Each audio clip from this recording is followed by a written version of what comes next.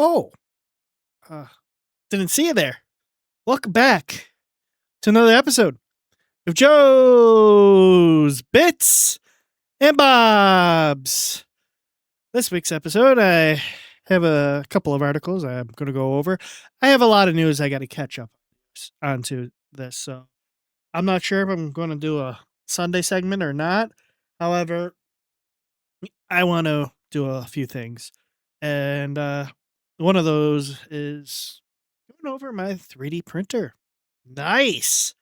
I got this filament right here that I was looking at when you were came in and visited me. I was waiting for that, but it's clear PLA in the Bamboo Lab. Right now, I'm actually printing something, and I'll see if about, maybe giving you guys a sneak peek of what I'm printing right now.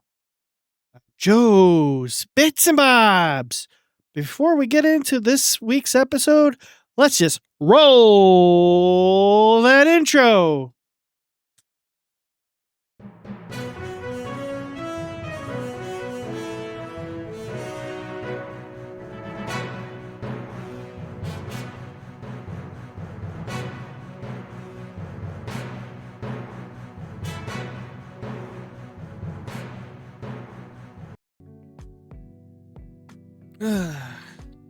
As you can see, I'm printing something right now.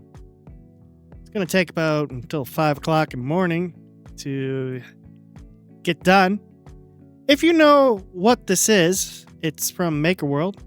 Let me know down in the comment section down below. What do you think this is? It looks like the first letter is an A. I don't know what the other other letters are going to be, but yeah, I found this and I said, hey, this will be interesting to print, and I thought maybe clear and yellow. Yellow for words and the clear for the structure. So let's just, get into the episode of the news. So we'll just go right over to Chrome, and we got a first article posted. Decided let's start off with some interesting stuff. Apparently, we're going to start with PC magazines again. All the links will be down in the description below. AMD's Ryzen 9 9950 X3D2. Apparently, you got to have the 2 in there. Dual edition. Dual edition? What kind of product name is this? But it's supposedly supposed to doubles the 3D V cache. Nice. And apparently, it's going to launch on April 22nd. So let's just read this article and see what it says, and I'll give you my opinions. Following several leaks, AMD has announced that its Ryzen 9 9950X 3D2 desktop processor packs even more 3D V cache, letting the CPU harness a larger pool of SRAM for gaming and other workloads. The 16-core dual edition CPU chip is similar to the 9950 X3D, which launched a year ago. The key difference is that the dual edition nearly doubles the L3 cache to 196 megabytes, up from the 128 megabytes cache. I hear rumors that they're going to have the 3D V cache on both CCDs. We're going to continue reading it. I'm not sure if it's going to affect speed or frequency, because the reason why they didn't initially have dual 3D V cache on the 9950 X3D as well as the 7950 X3D was because of the massive loss in speed processor frequency you would have encountered. So AMD pulled this off by using its chip stacking technology for both core chiplet dies, CCDs, on the processor. Rather than just one, as a demo video shows, the cache memory has been added underneath each CCD. Yep, so both of them now has the extra cache. And then here's just like a picture. Don't need to worry about ad. Basically, that's both stacked with second gen AMD 3D V-Cache technology, because this is still, we're still in the 9000 series processors. We've been on there for, I would say, almost 2 years at this point. We've been on 9000 series processors. Hopefully we get a 10,000 series eventually, but apparently with all the cache, so combine the L3 and M2 and whatever else is on there, apparently it's 208 megabytes of total on-chip cache. That's a lot of cache. I remember when Intel first launched the Core i7, I think it was the 900 series. It was before Sandy Lake. I was hesitant of upgrading. I wanted to get the Extreme Edition, but I had the Core 2 Duo or Core 2 Quad Q9650, which had 12 megabytes total cache, where if I went to the Core i7s, I would have lost about 4 megabytes of cache. I didn't like that because, even back then, games relied on cache more than anything. I mean, more than frequency, really. I mean, it used to be accepted that the higher a frequency a processor rose, the more performance you got. And that wasn't necessarily the case. Because when AMD had the Athlon 64s, they, with a lower frequency than the Intel Pentium 4s, was able to outperform Intel in gaming applications. Athlon 64. Wow, that's like 20 years ago. But yeah, those are the best single core chips that has ever been released, is the Athlon 64s. But let's just go ahead and continue reading. That's a curious design, since our hardware analysis, Michael Justin Allen Sexton, noted that AMD previously tried to lock games to running on a single CCD because there's a performance penalty in games associated with going between CCDs. So we'll be curious to see how the chip performs on games. So will I. Look at reviewers on launch day, see how they perform. Hopefully we don't have a RAM apocalypse at the time that, these come out. And hopefully, maybe there's bundle deals that will alleviate RAM. I mean, right now, this is like, if you got a platform with DDR5, and I think you'd be okay. I don't know how much it's going to cost, and hopefully it's not going to be an arm and a leg. Although I did see another article that I'm not putting in this week's episode of Bits and Bobs, that AMD and Intel are going to be raising prices on their CPUs by up to 15%. So, continuing, the Dual Edition features 208 megabytes of total cache, including the L2 cache, which I thought, it's the most we've ever built into a Ryzen processor, AMD SVP Jack Hean said in a video. Well, 208's a lot of cache. 208 of cache means more game data, more assets, and more working data sitting right next to the CPU cores. That dramatically reduces latency and unlocks new levels of representative responsiveness across demanding workloads. He added, calling the Dual Edition the new Zen 5 flagship. I'm not going to play that, but if you want to, you can, when you open the link, you can watch it. You said the chip should especially excel for workloads that thrive on ultra-fast data access, such as large software builds, game engine compiles, along with AI models. There's AI yet again. 3D rendering and other complex content creation workloads. I should have an AI counter. How many times I said AI over the past 3 months. According to AMD, customers can expect a 5 to 10% performance increase over last year's 9950 X3D. So if you have the 9950 X3D, 5 to 10% is not a lot. So unless you gotta be the Joneses, or if you really want to burn through money, it's probably not necessarily a good idea to go out there and buy the 9950X3D. But based on its own benchmarking across 3D modeling, simulation, and video editing software, curiously though, AMD didn't post benchmarks for any PC games. That's weird. That's why I say, and okay, so we're going to have to find out from reviewers, like, what can this chip do? Is it going to be better than a 9850X3D or 2 or whatever it is? I don't know. So we're going to have to wait for the reviews to come out for gaming benchmarks.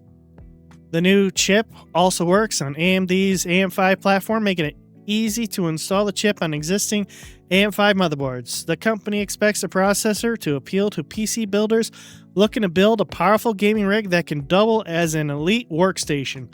As long as the memory prices come down. I have to say that. On the downside, the Dual Edition features a slightly lower max boost clock speed at 5.6 gigahertz, down from 5.7 gigahertz on the normal 9950X3D. Not a big deal. I mean, only 100 megahertz difference, and you can, as long as it's unlocked, you might be able to get that extra 100 gigahertz back. I mean, you can also, do through the AMD Precision Boost Overdrive. You can probably get that 100 megabytes back. The Dual Edition also requires more power at 200 watts compared to 170 watts. What? Are processors now becoming the graphics cards from a couple years ago? Why are why is the power increasing? I thought the whole emphasis was supposed to be on energy efficiency. This is not, to be fair, you probably will get through workloads a lot quicker, and depending on how often you hit that 200 watt peak power. Then again, you can also limit that in the BIOS too by saying, I only want to run at 120 watts. I have my 7950X, not the X3D. I have it locked at 120 watts, I believe, as Precision Boost Overdrive. The reason why, because I want it to be cool. The reason, I don't really want to have a high electric. But then I got a 3D printer, and we'll go over that in another video.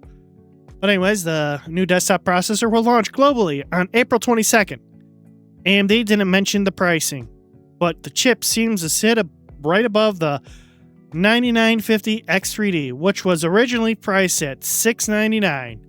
It's now $675 on Amazon. Does that mean that the 9950X3D 2 is going to be at $699? I hope so, but then again, like I said, I just saw an article about 15% increase in pricing. If that's the case, it'll probably be around $725 to $740, something around there. I hope that's not the case, but with technology constantly increasing in cost, I want to put it past them.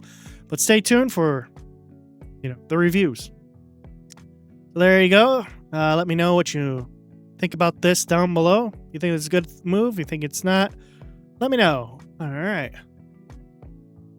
The next couple articles, not necessarily good articles. So we'll start with Nintendo. Yep, Nintendo again from PC Magazine. Nintendo singles physical Switch 2 games will cost $10 more than the digital version. There's a how do you pronounce it? How do you think?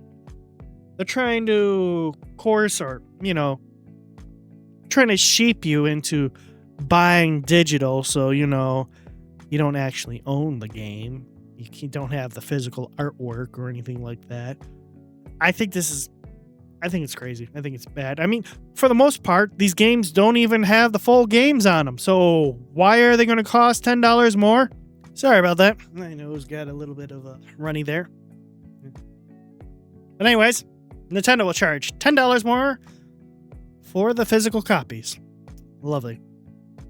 Well, it's not really a physical copy, like I said, because you still got to download it.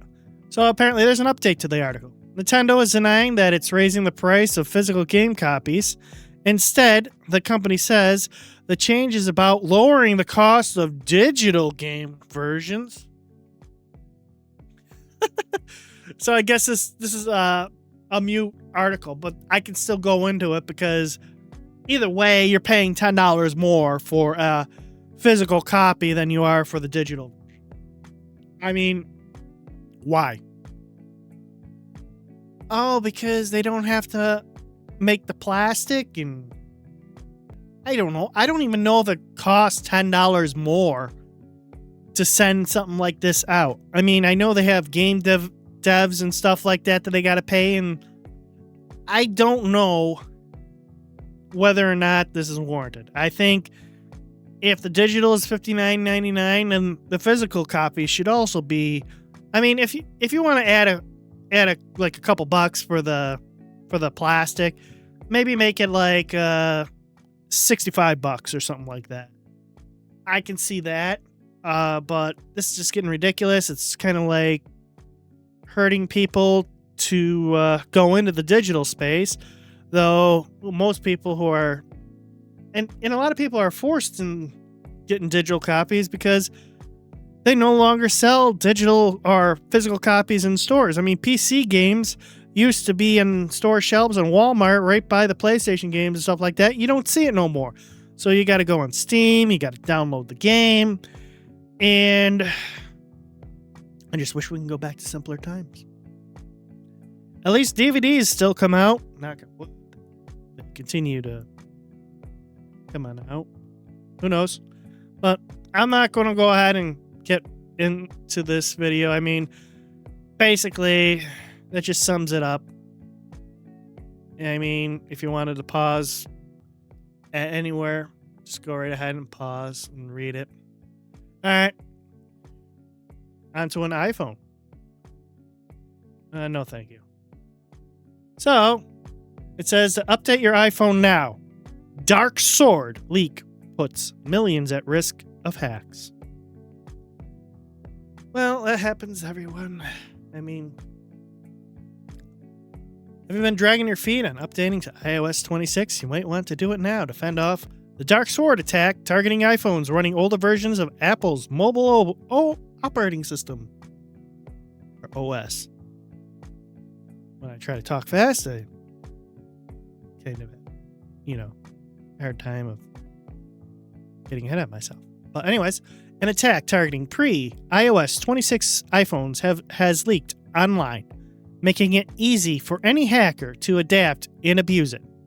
The Dark Sword attack raises alarm bells because it can be hosted on a website to secretly install malware on vulnerable iPhones using iOS 18.4 to 18.7. The iPhone merely needs to visit the malicious site via Apple Safari browser. When the exploit was first disclosed, security researchers had only identified a few shadowy groups and surveillance vendors involved in the attack. But since then, the Dark Sword code has been posted to GitHub. One of the security companies that warned about Dark Sword, iVerify, says the leaked code will work out of the box, according to TechCrunch. All right, I'm not going to go and read the whole article, but they're saying you got to upgrade to iOS 26. I mean, I can see anything older than, say, iOS 18 having to upgrade, but why not just release a security update for these prior iPhones, specifically because not everybody can upgrade to iOS 26. I mean, if you're on an older phone, I'm not sure what phones necessarily support iOS 26, but usually I think it's like five generations or something like that. Like, I think the iPhone 11, you're not going to get support for iOS 26. I just think they should just release a bug fix. Basically be like, okay, there's something here. We got to release it on all of these, and it should be in an urgent matter. I mean, at the end of the day, if Apple really, wants to care about the customer, and they should, like every company should, then they should release a patch update on every operating system that goes back, I would say, 10 years. I would say we don't have to go back to all the way to the beginning of the iPhone, but maybe 10 years, maybe 8 years at the very least. Something to, keep everyone safe, especially those that can't really afford new phones right now. I mean, iPhone 8, that's probably, you can't upgrade to iOS 26. I mean, they're just trying to say, hey, just upgrade to our new operating system. It's much better. Yes, it is. But it doesn't mean you should neglect security on other devices and update the antivirus programs, especially since you can't have antivirus programs on the iPhone because that's done through Apple and not a third party. And I think even Android now does a similar thing where you can't really have like AVG or, I mean, you can have their VPNs, but as far as like malware protection, you're relying on Apple and on Microsoft. I mean, I think you still buy like antivirus programs for Microsoft Windows, but not necessarily for, Apple's ecosystem. Because Apple likes to, keep that all locked down and so they can control all that. But let's just keep going on to the next one. Crimson Desert. Apparently doesn't run on Intel Arc GPUs. Pearl Abyss recommends getting refund. This came out earlier this week. I'm not sure if they fixed it. But making a long story short, if you have an Intel Arc GPU and you plan on running Crimson Desert, you can't run it. And apparently, Crimson Desert, Jay's 2 cents, I think, did a video on this, kept Intel out of the loop. Basically, Intel gave the developers all the tools they needed to actually get the game to run on their hardware, and they're pretty much ignored. Even though, they're like, oh, no. I mean, go watch Jay's 2 cents video. If I remember, I'll put a link in the description. I thought it was informative and let us know what about. And a lot of it happens to do with money. Lovely. On to our last article. NVIDIA actually got wrong with what they got wrong with DLSS 5. A lot of backlash for the NVIDIA, especially with the new DLSS 5 where they're... Let's just read it. Nobody expect a very select few who had already checked out a demo was expecting NVIDIA CEO Jensen Huang to unveil DLSS 5 during his GTC 2026 keynote last week. NVIDIA had already countered AMD's FSR Redstone at CES 2026, where it announced and released a second-generation transformer model for its super resolution upscaler, which adopted the DLSS 4.5 label and was quickly judged the best upscaler available. 2 months later, they stunned the world, for better or worse, with a new version of DLSS that did not focus on improving frame rates or ray tracing performance, but instead sought to deliver photorealistic lighting and shading with the power of AI. Ooh, AI is everywhere. Han, now one of the richest men in the world after Nvidia's swift climb to the top of the world's most valuable publicly traded companies powered by AI demand, said that just as GeForce brought AI to the world, AI is now going to go back and revolutionize how computer graphics is done altogether, calling DLSS 5 the future and next generation of graphics technology. However, the gaming community's reaction was very mixed. While the first tech journalists who checked out the demo were largely impressed, the DLSS 5 reveal was criticized by many gamers as well as some developers and modders, some of whom we've recently interviewed on WCCF Tech. Alright, continuing on, I had to go do something real quick. Personally, I disagree with most of the criticism levied against the technology. However, in hindsight, it seems clear to me that Nvidia made a few critical mistakes when it comes to the reveal itself, ultimately influencing the public's first impression of the new version of DLSS.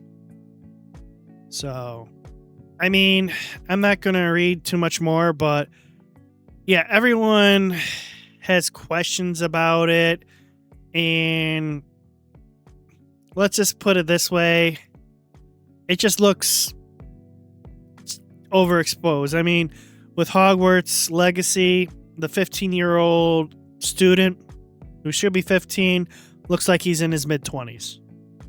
And it looks like they just went a little too aggressive. I know it's new and stuff like that. I mean, it does look neat and stuff. But I'm going to ask the question whether or not we should be relying on AI to put a mask over our games, or rather, should we just have games that are playable and we enjoy them? And I have nothing against AI.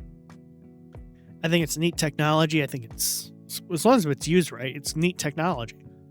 And, well, I just think, like I said, I have mixed feelings about it and whatnot. I mean, frame gen is one thing, upscaling is one thing. This is a little different. This is like alternating the photorealistic, because you have one thing in your mind of what it should look like. Then Nvidia comes in and says, oh, this is what it should look like via AI, and be like, I don't think that's how it should look like. I mean,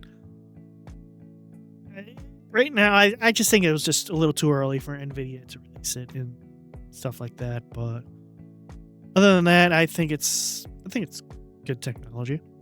I'm going to go ahead and switch to the full screen and we'll wrap it up. All right. Yeah, I got a 3D printer. Can't wait to print some more things. Benchy. If you want me to print something and review it, let me know down in the comment section down below. I'll look at it and see if it's something that I should print. I'm going to go ahead and wrap it up here. I'm not going to do the comment of the week today, as I went through a whole bunch of them the other day. However, I'll do the comment of the week on Sunday. As I said, there's a lot of news I got to catch up on. So there will be a Sunday version. I'll get that filmed on Saturday, edited on Saturday, and it will be uploaded on Sunday. So thanks for joining out. Thanks for hanging out. And if you do enjoy the series, please consider subscribing. It's free. Helps the channel out tremendously. Also, if you want to go one step further, become a channel member. Channel members start at 99 cents a month and you get exclusive early access to feature videos such as Joe Spitz and Bob's. So, we'll see you later. Peace.